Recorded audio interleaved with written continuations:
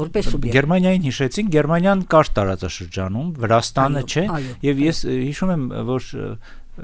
բոլոր տեղերում նշվում է, որ երբ որ 1918 թվականի մայիսի 26-ին Վրաստանը հռչակում է իր անկախությունը, երկրի շենքերի վրա բարձրացում են ոչ միայն վրացական դրոշները, այլև գերմանական դրոշներ։ Որովհետև Ֆոնլոսովը ինքը, որը որ թելադրում էր եւ խմբագրում էր անկախության հայտարարությունը, որ արել է վրացական կողմը։ Նրանք երկուսով գնացին վրացական պատվիրակության հետ, որը որ Անդրկովկասի ամբողջ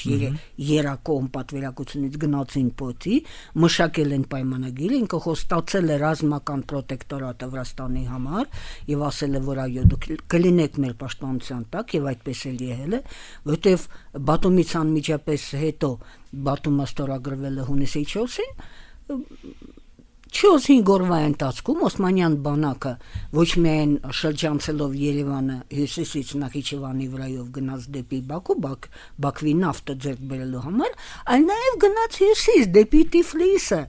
եւ արդեն Սանահինի տակ 4 գերմանական գումար տակ վրացական զորքի հետ միասին ոչ միայն կանգնել է, այլ կռվել է Օսմանյան բանակի դեմ, այո, եւ քանի որ թուրքական զորքը տեսավ, որ դիմադրությունը լուրջ է եւ իրոք կռվելու են, նա արդեն հետ կանգնեց Տիֆլիսը գրավելու մտքից եւ ամբողջ ուժը ուղղվեց դեպի Բաքու։ Գերմանիայի հետաքրքրությունը ո՞րն էին, Սևծովը, հա։ Գտնում էր Վոլցովը, Կախուհը, Բելիը, Մոլիբդենը կա, որ Վրաստանը շահավետ լավ կտոր է եւ ընդհանրապես ես ձեզ ասեմ, որ ով որ գալիս էր Անդրկովկասը, հետո եւ բրիտանական հրամանատարությունը, նրանք ոչ մեկը չէր ուզում Անդրկովկասից գնալ։ Եվ որ մեզ ասում են, որ մենք այդ պետք ենք, փոքր ենք, չգիտեմ ինչ, ոչ։ Բոլորը գրում են իրենց կառավարություններին, որ այստեղ մենք եւ եկամուտ կունենանք, եւ մեր բանակը պահելու այստեղ միջոցները հերիքում են։ Ով որ գալիս էր գոնե բանակի եւ հրամանատարության գծով, բոլորը ասում են եկեք չգնանք։ Հա, եւ հիշատակեցիք, որ պետք է լիներ Պոլսում այդ 4 երկրների համաժողովը եւ Հայաստանը նույնպես պատվիրակություն է ուղարկում։ Իհարկե այդ պատվիրակության հետ կապված շատ էսպիսի վատ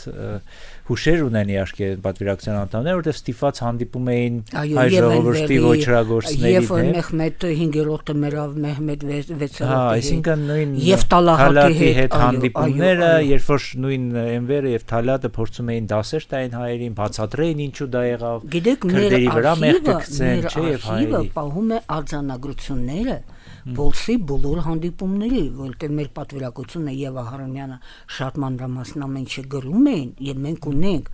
իրոք շատ դժվար էր, որտեղ քիչ է դա ինքը Էնվերը բացատրում էր, որ ինչքան քաղաքակիրթ երկիր Օսմանյան կայսրությունն է, որ քաղաքակրթությունը նա է բերել հայերին եւ ընդհանրապես աշխարհը փրկում է քաղաքակիրթ աշխարհը փրկում է հայերից եւ մենք մեղավոր ենք, իսկ եթե եղել են ինչ որ գշտություններ, ինչ որ անհաջելի բաներ, սա բոլորովին ոչ կոտարած է, ոչ մարդկանց ոչնչացումն է, ու ինչ որ անցանկալի են շեշտում քրդերի վրա հիմնական մեղքը դնում։ Այո, բայց ես պետք է ասեմ մի բան, որը շատ հետաքրքիր է։ Ապագայում եւ Փարիզի վերաժողովի ժամանակ մենք ունենանք շատ ավելի հաճելի հանդիպումները, որոնց քաղաքական արդյունքը եղել է շատ ավելի նվազ։ Սրանք եղել են ծայր աստիճանի ներվային ստորացուցիչ ցաներ, բայց արդյունքը մենք ստացել ենք 100%, այսինքն Բաթումի պայմանագիրը չեզոքացվեց եւ դրա դեմ որևէ ռազմական միջոց չի կերարվեց։ Այդ դե ժամանակ պետք է շահեր երկիրը, որովհետեւ երկիր չկար, պետություն չկար որպես այդպիսի, ոչ պետական կառույցներ կային, որ վարչական ոչ մի բան չկար եւ այդ պայմաններում բնականաբար դու պետք է խոսեիր բոլոր թշնամիներիդ հետ, որպեսզի ժամանակ շահես եւ հա համաձայն եմ, փաստորեն դա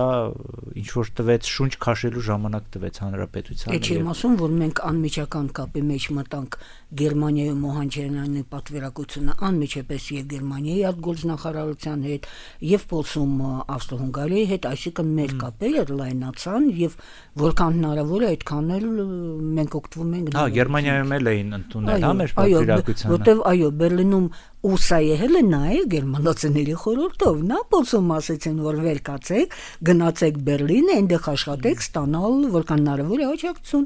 եւ 3 հոգով Օհանջանյանը վեր կացավ գնաց Բերլինը, եւ այո, այնտեղ հավասար աշխատում են եւ աշխատում են բավականին օգտավետ։